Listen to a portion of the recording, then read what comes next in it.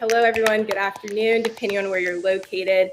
I am actually in San Diego, California, so it's still morning here for me, but we are so excited to be joining you guys today. And we just want to kick off with some brief introductions. So my name is Jordan Bourgeois, and I graduated from James Madison University, where I studied psychology and computer information systems. I then moved on to a tech company called NetApp, where I started out my career as a solutions engineer.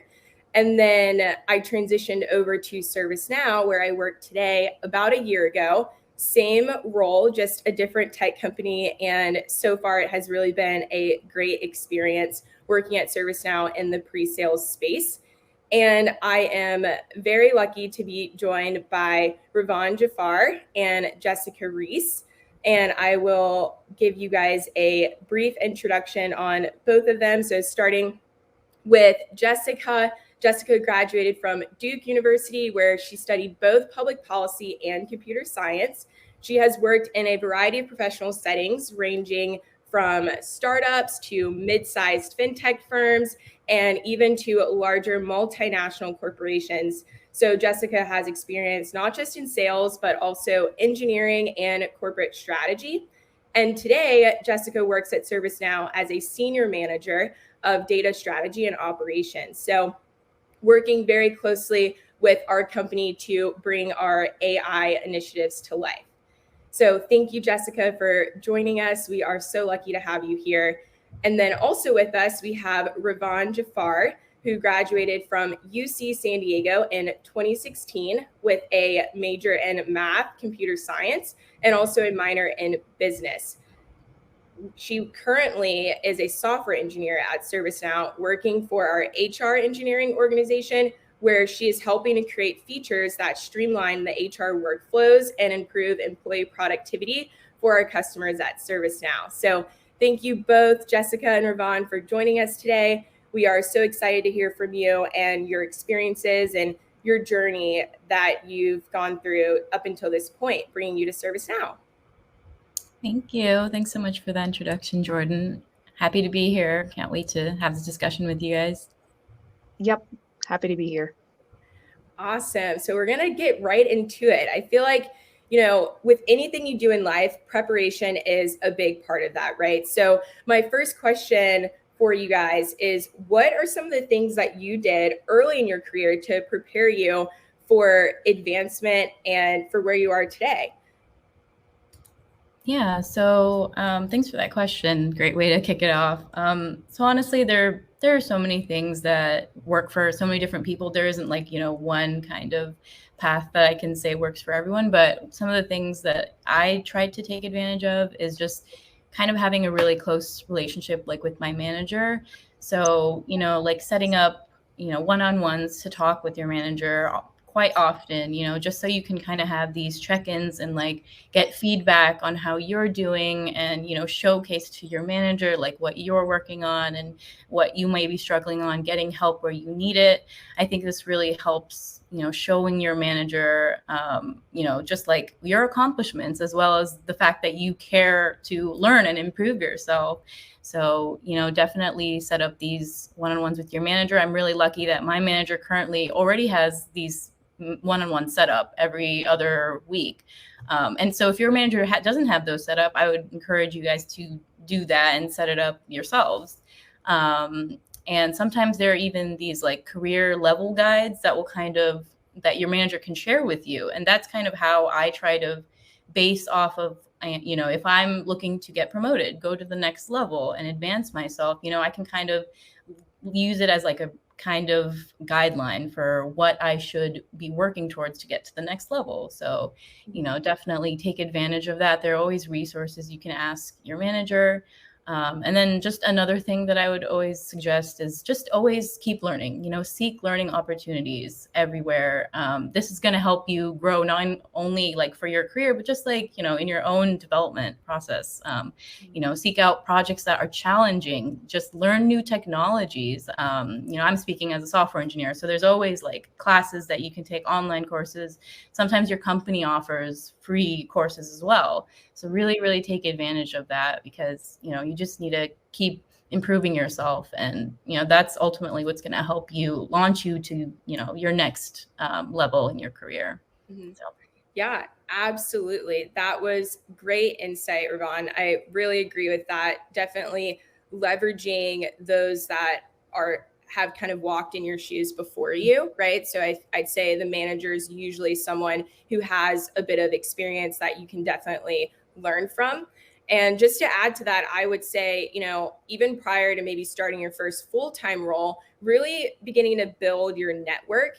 And with that, I like to highlight that you would want your network to be a group of genuine relationships. So it's not so much about quantity, but quality, right? So meeting people and just learning from them, learning about their background, like where they started, and making sure that it really is a bi-directional relationship when you are building those relationships, not just what can you learn from that person, but what can you also bring to the table to kind of foster that relationship, because you can leverage those in the future throughout your career, and who knows where those relationships can take you. So that's a piece to that I would add, even outside of managers. And speaking of managers, we have Sophia Garcia, who just joined us, and Sophia is currently a manager at ServiceNow in the pre-sales space.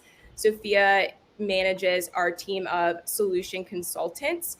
And prior to that, Sophia actually started her technology career in engineering, where she worked as not just a software developer, but also a tester and project manager, helping to bring production code to life in the media and online advertising worlds.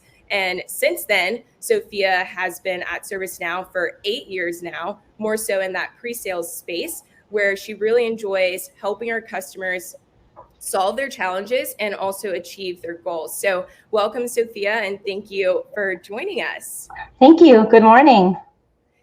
So we're going to jump into our next question. I know we started with how do you prepare for, your career advancement? But along the way, this question I'm going to pass to Jessica. What would you say are some of the barriers that you might have encountered along the way during the pursuit of your career? And if you have some examples of how you have overcome some of those challenges. Yeah, I think that's a great question. I think when you first start your career, the obvious biggest barrier you'll encounter is like age and experience, right? You're coming at it fresh. You don't really know necessarily as much as you'd want to know. And while it can kind of create an obstacle at first, I think you can really use it as a boon to your development, right?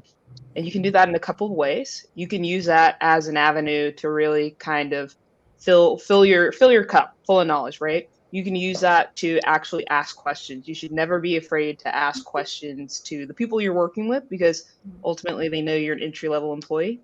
They expect you to ask questions. So that's one way that you can use that barrier and turn it into a boom. I think another way is you can leverage it to kind of do some professional development. So as Jordan and Ravon kind of mentioned, having those kind of regular cadences with your boss, seeking out opportunities for development are really kind of at the crux of early in career experiences. So maybe you can go to your manager and say, hey, I'm kind of struggling with XYZ skill. Can we get some funding so I can take a class on that and do better in it? So I think those are some of the barriers that I've encountered, but ultimately I think I've found some interesting ways to address those barriers and overcome them. Yeah, absolutely. Ravon, do you have anything that you'd like to add to that? Some of the barriers you might have experienced along the way? Yeah, I mean, I totally agree with what Jessica said. Like, for sure, some of the barriers I've had is just like kind of feeling like you have less knowledge, right, than like senior people around you, and like not wanting to ask questions, not feeling like oh, I just don't know this because I'm stupid, But that's totally not it, right? I'm just a junior engineer, and there's people that are senior around me. Of course, they're gonna know more than me, right? And it's my job to just, instead of feeling like I'm lower, just start learning from them, shadow people, go ask them questions. No question is a dumb question. Like that, please learn that sooner than later. So definitely, be open to not knowing things, be open to saying, I don't know. This will actually get rid of those barriers to, what instead of just kind of sitting there and, being like, oh, I don't know what to do and being stuck. Like, you can get out of it. Just please ask those questions for sure. Mm-hmm. And just to add one thing, I really want to emphasize that you need to give yourself time. A lot of times, I feel like we're often like young people in a hurry, right? You want to reach that Absolutely. next level. It will come. Give it time. Give yourself a chance to actually learn and grow. So Yeah, absolutely. I can second that. I feel like there is this pressure, especially when you're starting out, to not just achieve, but overachieve. And at times we're trying to catch up to people that have been doing this for, say, 20 years already. So that is a great point, Jessica. I did want to highlight and call out, I know we had those introductions, but we really are lucky to hear from this group of panelists here representing multiple phases of career journeys, right? So I would love to hear some of those critical things that you would like to emphasize about your career journey so far to this point.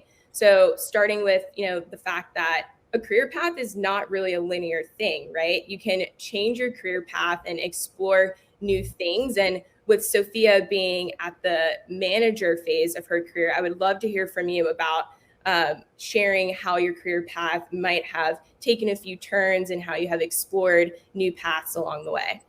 Yeah, absolutely. It's funny, when Jordan was introducing me and reading my bio, like she mentioned, I'd started off in engineering. I graduated college with a management information systems degree in the business school. And there was just so many things that I thought I could have done. But quite honestly, the path that was available to me at the time was to just go into engineering. And I started my career off with software testing. And we talk about the barriers. For me, like, it was confidence at a young age, like just overcoming and just gaining self-confidence. And being an engineer, you're so easily tucked away, and it's a perfect opportunity sometimes to be that introvert, right?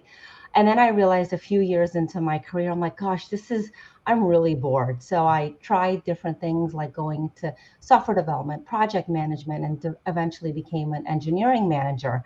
And then I thought, wow, I still really don't like this. And I said, what am I going to do now? Right. And I was so honed on the fact that, well, this was my degree. I had to stick to something that was relevant and related to that.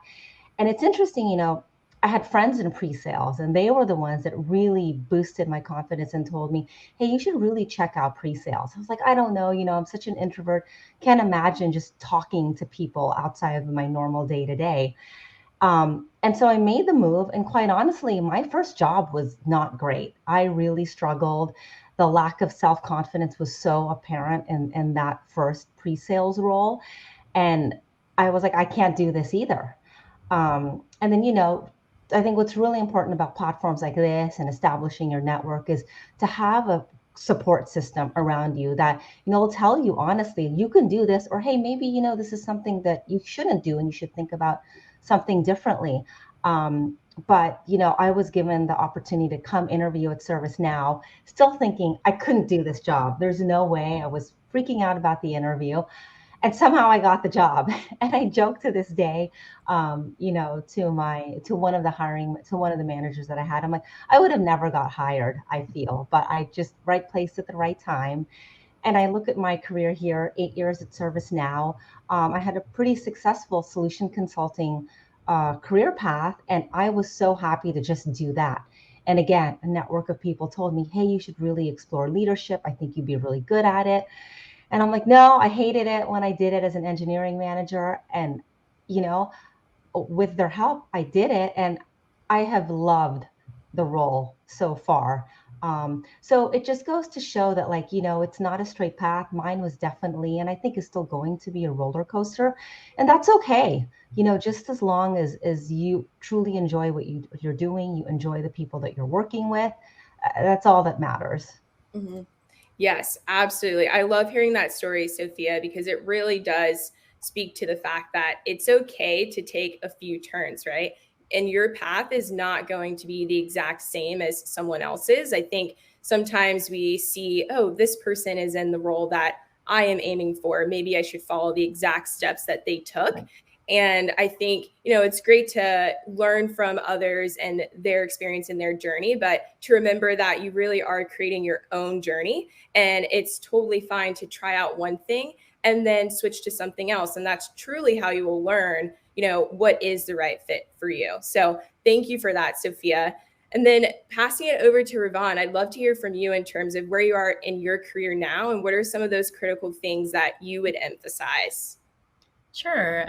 Yeah. So my career, I've only been working for about like 4 or 5 years. So this is my second job.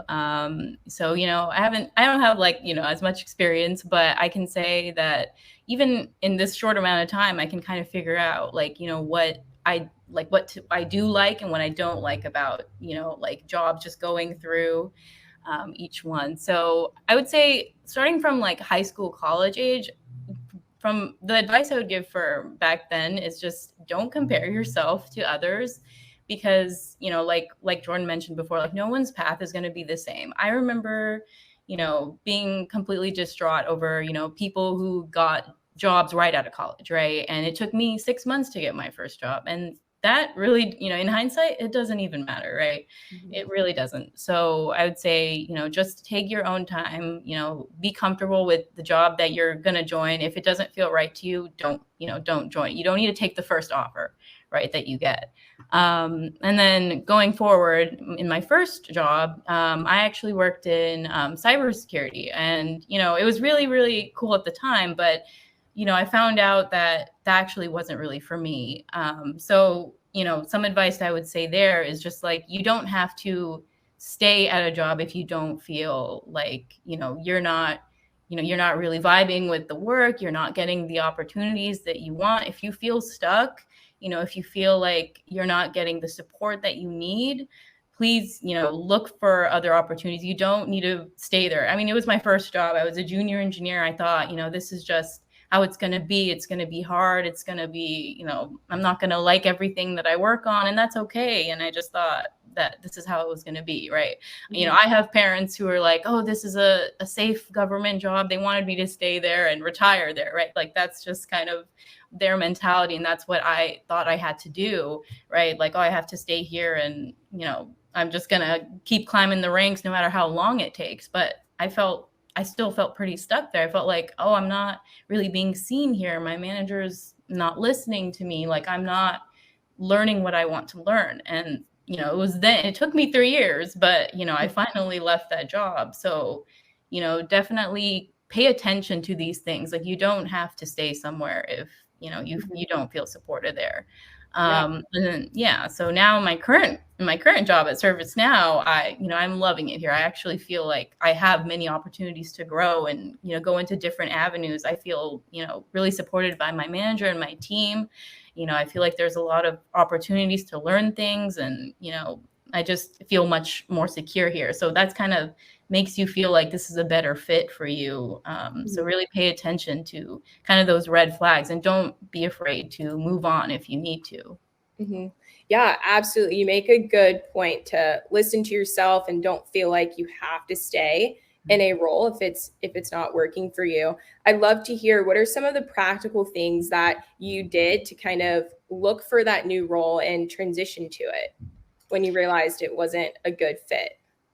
Yeah, so I mean, it was kind of a weird time that I decided to change roles. This was during 2020. So when COVID hit, it was actually it was really crazy. I felt like it's already hard enough to look for a job, but if you throw in a global pandemic, it was a lot harder. And I think, a lot of people are still going through that now.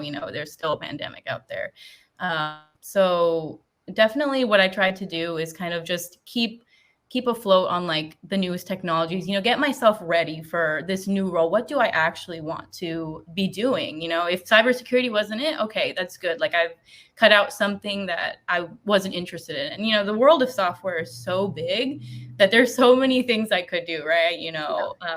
So like I haven't truly figured out what that is yet because I'm still, early in my career. So what I would suggest is, what I did was just like start learning different things, do like online courses, make little projects, work on what you actually want to work on, your passion projects. And then that will also in turn help you with the interviewing process, right? Because you're, learning, you're keeping abreast of those tech skills and everything.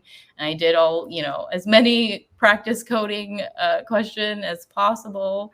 It was just kind of like a daily thing. But yeah, so it was just how I just kind of like kept my options open. So I applied, to things that I didn't even have all the experience for, and that's what we talked about earlier, right? I think just like how, or I don't know if we talked about this, but like the way that, and this is like a known thing that men will apply for things that they don't have all the qualifications for. They'll have like 30% of the qualifications and they'll apply anyway. But women, we're like, oh, I don't have 2 of the things, I can't apply to this. Don't do that. Yeah. It doesn't hurt. Just apply. What's it going to do? Nothing.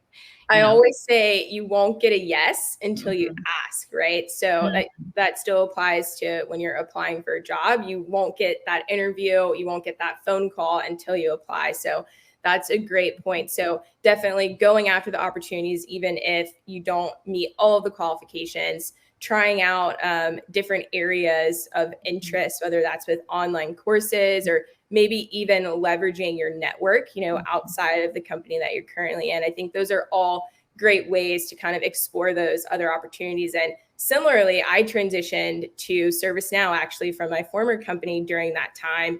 And one thing that I did that really helped me to figure out what did I want to do next, I kind of made a list of the things that I really liked about my current role and the things that I didn't like so much. And I tried to make sure that I put focus around the things that I liked when I was exploring new opportunities. And I know that kind of sounds like a pros cons list that sometimes is not always that helpful. So I add another layer on top of that, which is kind of ranking those different items in level of importance. So on my pros list, I'm like, okay, for me, location is very important. The weather affects my mood. And so I put that as number 1. Like, where will I be located for my role? And is my team in person? I am a people person. And so I wanted to make sure that the next role that I stepped into, we were together as a team. There was opportunity for me to spend time with not just my team members, but also my clients and customers in person. So those were the 2 things that mattered to me the most. And that's what I looked for in my next role. So to anyone that's kind of looking to transition or trying to figure out, do I like where I am now? I encourage you to kind of make that list and then rank the items on there in level of importance to you. So I guess another question that I like to ask is, which opportunities did you go after to kind of grow in different areas that you were interested in? And that could be for anyone. Sophia, Jessica. I'll tackle this one. Yeah. So I think a lot of times when you come straight out of college, the way you think about your career is kind of like trajectory like this, right? You think, I'm going to continue to move upwards, I'm going to get promoted, all this stuff. But in reality, your career is kind of up and down, right? Sometimes you have to take a step backwards to take a step forward. So I like to think of my career as kind of like a stepwise function, right? You go flat a little, then up, then flat up. So when you do that, you have to be kind of strategic about the roles that you pursue. So sometimes I take a role in order to kind of get that like long progression, right? So it might not be an improvement in title, and it might not be a different function than what I'm doing now, but maybe it's a different industry that I'm really interested in. Like maybe I was doing like CPG, consumer goods and stuff, and then I wanted to get into technology. So I'll do like a lateral kind of move, or maybe for example, I was working in strategy and operations, but I had a degree in computer science. I wanted to get into more technical projects, but I lacked the perspective of what it meant to be a technical player. So I was like, all right, let me take a step back. Let me go to the entry level role of an engineer and see what it looks like to work in that field. So I did that for a little bit and then went right back to getting a different role in the corporate strategy space, but higher up because I now have that better perspective. So I think you just kind of want to have that perspective of when you go and pursue a role, of course, it's important to have the title you want and the right compensation, and then all the things that Jordan mentioned, right? Like you want to have like the things that make your mental health good, but you also want to understand like, I'm not just giving to this job. I want to get something out of it for my longer career. So Yep.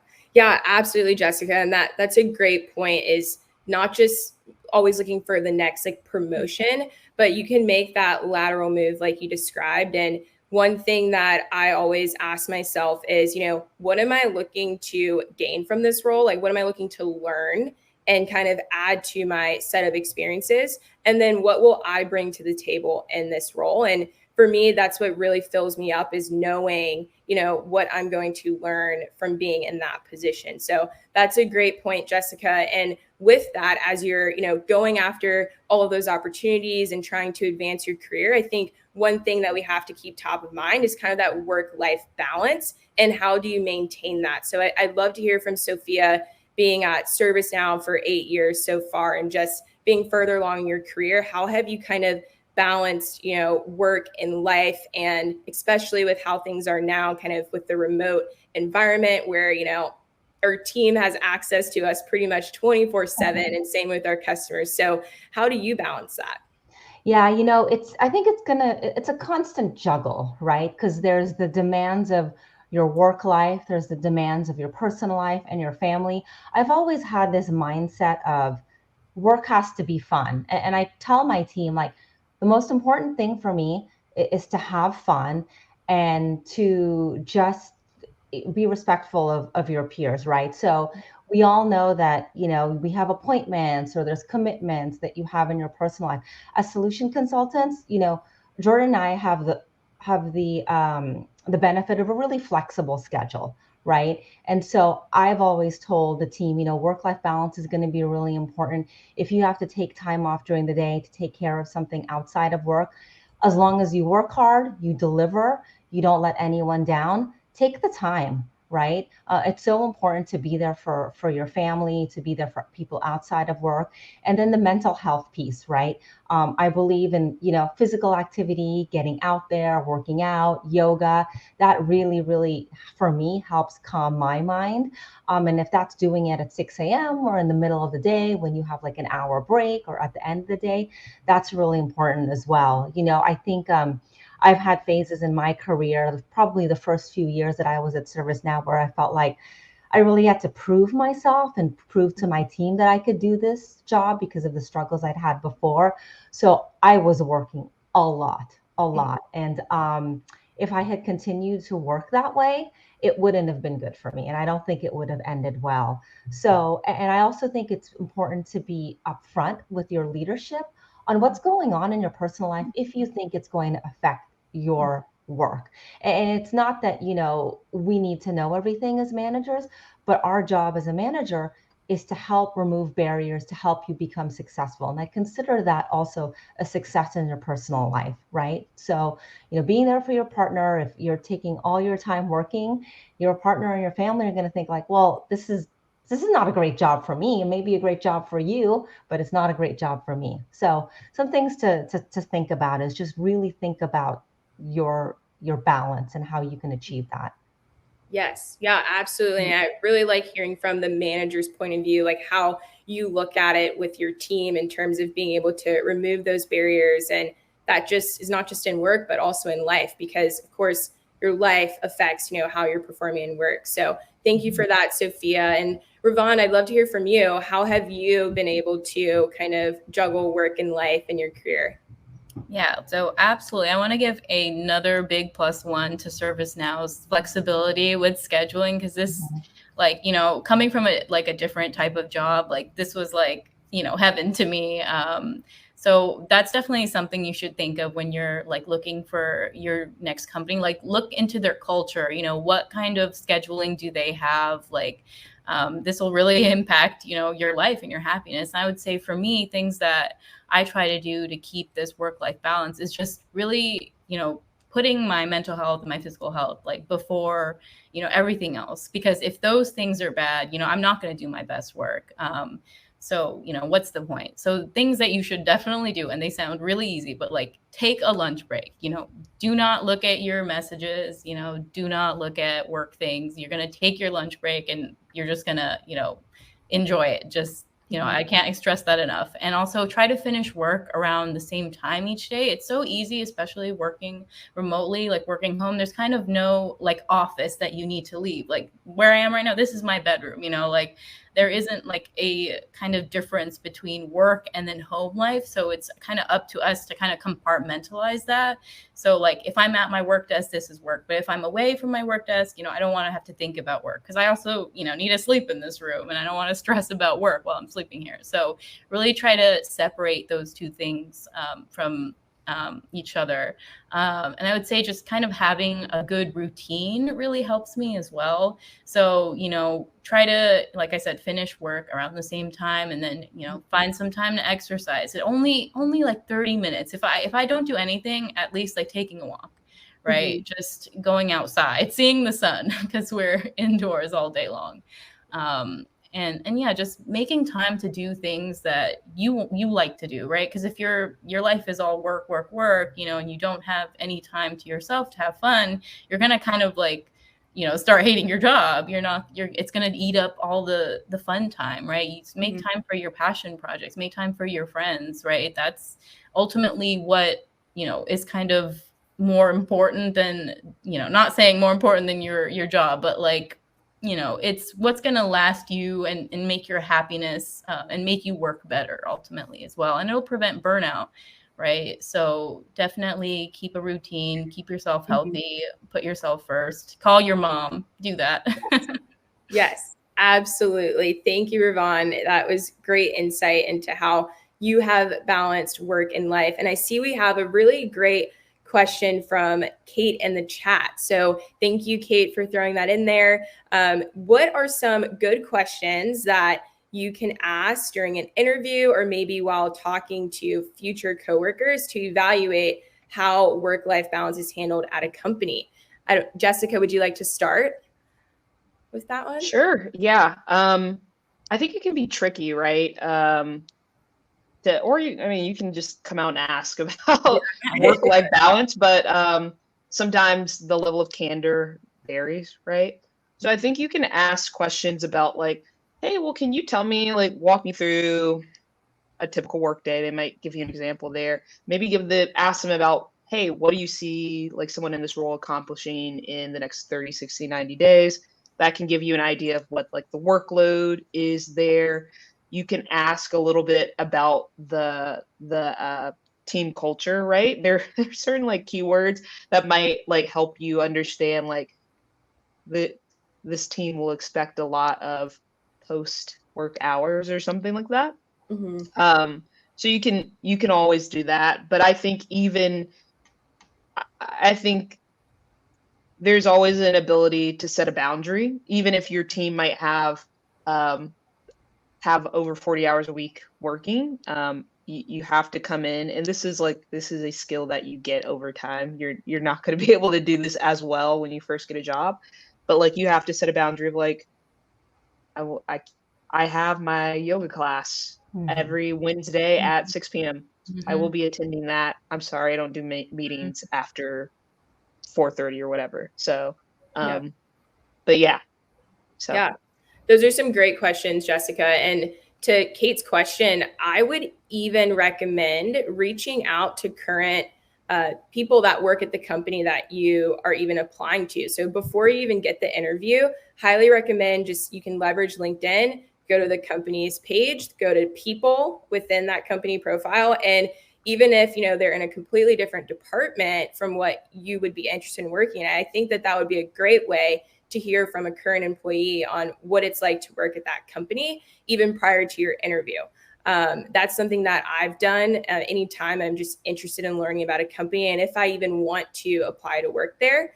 And then some additional questions you might be able to ask in that interview. And again, these are going to be tailored to more so what is important to you.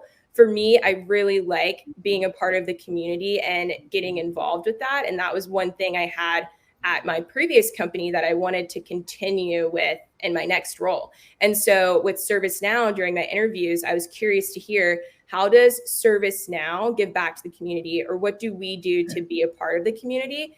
And actually just this week, my team was able to build bikes for underprivileged children in the San Diego area. So we kind of turned it into both a team bonding activity and also a community service effort to deliver the bikes to the community, right? So we're able to log those hours within a community service portal where ServiceNow actually gives us money for doing those hours. Those during the workday. This is on a Tuesday at like 3 p.m., right? And then we can take the money and actually donate it to any charity of our choice.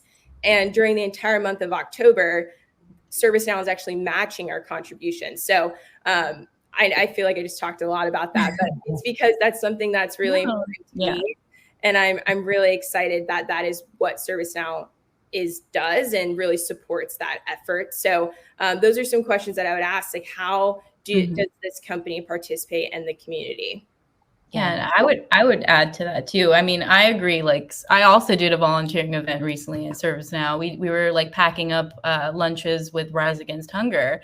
So, you know, like I agree. Like, just like keeping an eye on like what your company actually does, like not just like, you know, like for their customers, but for just the community, for people, you know, for your local, you know, communities and things. But another thing that I wanted to answer for Kate's question about what to ask your interviewees or your interviewers, I would say you could ask them, you know, just what are the pros and cons of your role right now, you know, and maybe like what is the hardest thing they've had to work on, or their favorite thing that they worked on while in this role. And it kind of gives you insight about, you know, like how difficult, like maybe they'll say, oh yeah, this one project we did have to work weekends, but then they'll probably say, but that's not the usual, you know, that's not actually how it is. That was like a one-time thing. So, you know, it kind of gives you a little sense of like, okay, sometimes there'll be projects that are up and sometimes they're down. Sometimes, you know, you will need to add more hours or not. So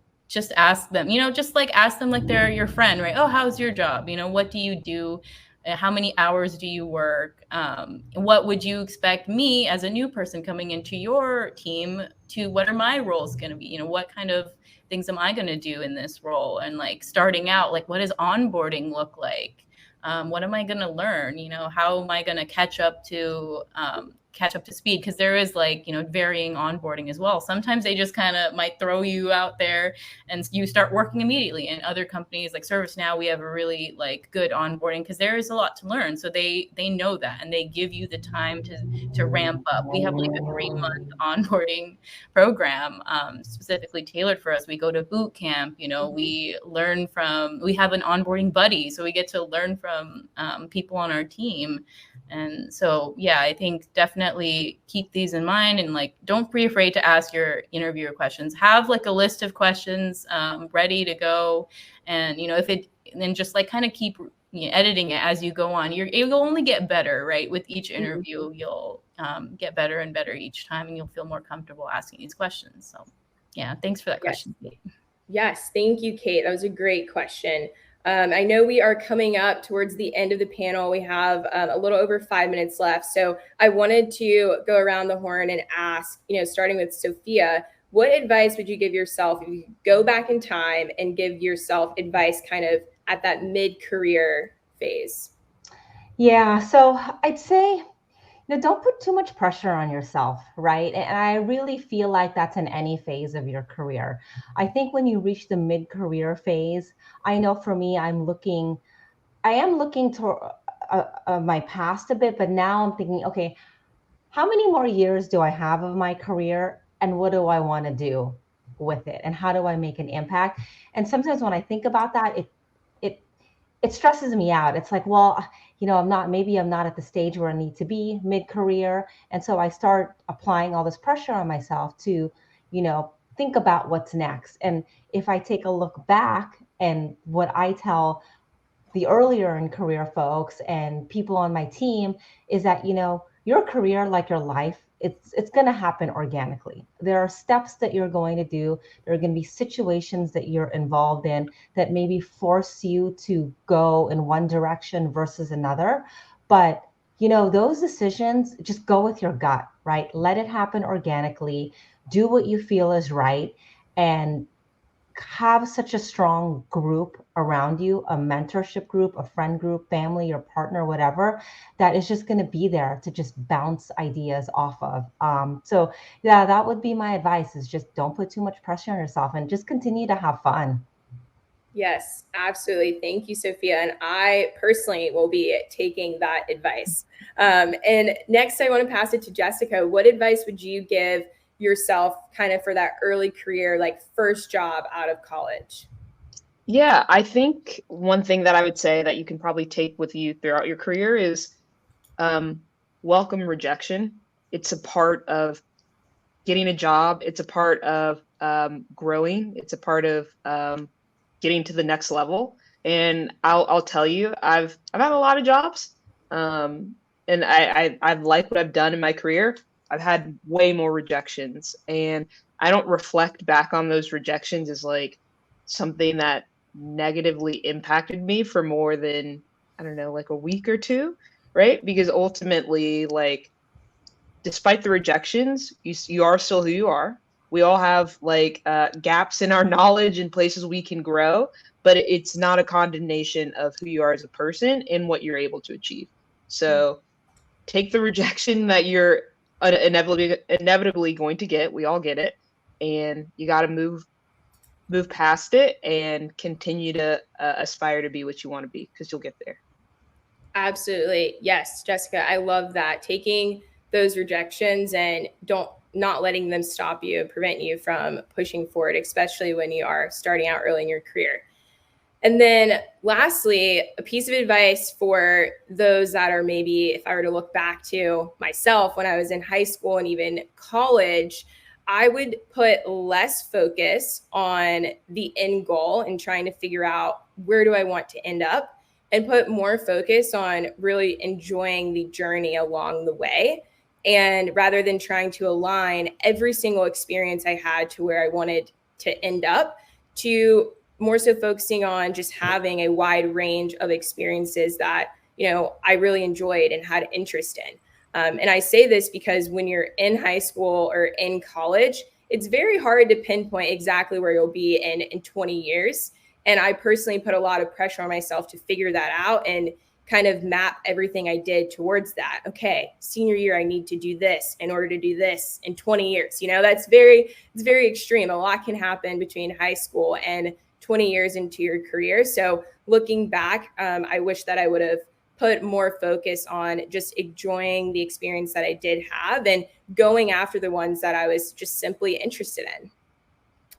So wrapping up, I know we only have 2 minutes left. This time really flew. Let me check the chat to see if we have any last questions there from the Technovation team. So if not, we'll kind of leave you guys with a final word of what inspires us the most currently in our career. And I'll start with Ravon here. Oh yeah, it's a great question. I think for me, in my career currently, I'm really, really happy where I am. And I think that's mainly because of like the company itself. Like the culture is just really, really welcoming and accepting. They have so many initiatives for like diversity and community volunteering, all that, mental health. They just really advocate for all that. And I really feel supported and welcome here. And not just that, my team itself, like I love my manager. I feel like she actually makes an effort to, see the progress that I'm making and like connect with me and, keep me informed of everything. I don't feel like there's anything, she's hiding anything or anything. So I really love that I feel supported by my manager. And in my role itself, I'm very inspired by the fact that I just see endless opportunities in front of me, whether that be like I can just learn, anything that I want because there are all these resources to help me learn. There's, programs, there's, we have like conferences that we get to learn from, there's lots of just like resources and classes I can take. So I just feel like I'm always learning here, and I always have opportunities to grow. And so I really feel positive about my outlook at this company and in my career currently. Awesome. What about you, Sophia? I would say it's our early in career people. So folks like Jordan, I am just really impressed and inspired about just the maturity, the hardworking mindset. So that is it, and that makes me want to be a better leader. So thank you. Thank you, Sophia. Jessica, what about you? What inspires you today? Yeah, I think the opportunity to solve interesting and complex problems, like that gets me up out of bed every day, and that keeps me coming back to my desk. So yeah. Awesome. And for me, what inspires me is seeing our customers of ServiceNow achieve their goals. A lot of our customers are the companies that you know and love. And so for us to be able to see them be successful is what inspires me to work hard every day at ServiceNow. So I know we're at the end of our time and you guys have a few more sessions coming up, but wanted to say thank you all for joining and listening in today. We've really enjoyed our time with you.